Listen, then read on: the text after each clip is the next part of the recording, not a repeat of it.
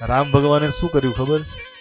રામ ભગવાન એક પર્વતની પાછળ ગયા. આજુબાજુ જોયું, કોઈ જોતું તો નથી ને. આજુબાજુ જોયું, કોઈ જોતું નથી. ભગવાન રામે મોટો પથ્થર ઉપાડ્યો અને ભગવાને દરિયામાં ઘા કર્યો. જેવું ભગવાને દરિયામાં ઘા કર્યો એ પથ્થર ડૂબી ગયો.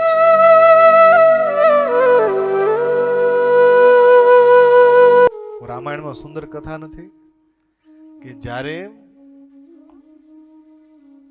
લંકાનો જે પુલ બનાવતા હતા ને, સેતુ બનાવતા હતા, મોટા મોટા પથ્થર, મોટા મોટા પર્વતો એ લઈ આવે, મોટા મોટા પાણા લઈ આવે, એમાં રામ લખે.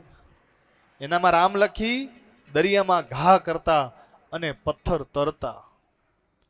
મોટા મોટા પથ્થરો લઈ આવે, મોટા મોટા પાણામાં રામ લખે અને દરિયામાં ઘા કરે, તરે. હવે આ બધું વાંદરાઓ જ્યારે કરતા હતા ને, ભગવાન રામ જોતા હતા. ભગવાન રામ ઉભા ઉભા જુએ કે લાઈનમાં બધા આવડા મોટા મોટા પાણા, આવડા મોટા મોટા પથ્થર, શિલામાં રામ લખે, દરિયામાં ઘા કરે ને પાણો દરિયામાં તરે છે. રામ ભગવાન જુએ છે. રામ ભગવાન કે ચાલો ને હું ટ્રાય કરું. રામ ભગવાને શું કર્યું ખબર છે? રામ ભગવાન એક પર્વતની પાછળ ગયા. આજુબાજુ જોયું, કોઈ જોતું તો નથી ને. આજુબાજુ જોયું, કોઈ જોતું નથી. ભગવાન રામે મોટો પથ્થર ઉપાડ્યો અને ભગવાને દરિયામાં ઘા કર્યો. અને જેવો ભગવાને દરિયામાં ઘા કર્યો એ પથ્થર ડૂબી ગયો.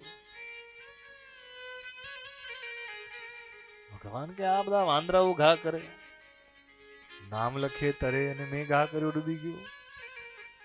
ભગવાન થોડાક નિરાશ થયા. ભગવાન જેવા પાછળ ફર્યા અને ત્યાં હનુમાનજી મહારાજ ઉભા હતા.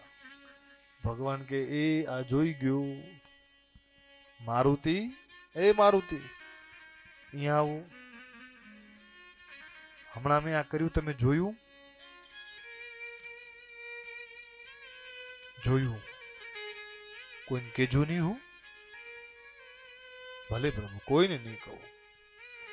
પણ હનુમાન, તમે બધા વાનર લોકો પાણા લ્યો છો, રામ લખો છો, મારું નામ લખો છો, દરિયામાં ઘા કરો છો, બધા તરે, પણ મેં ઘા કર્યું તો કેમ ડૂબી ગયું?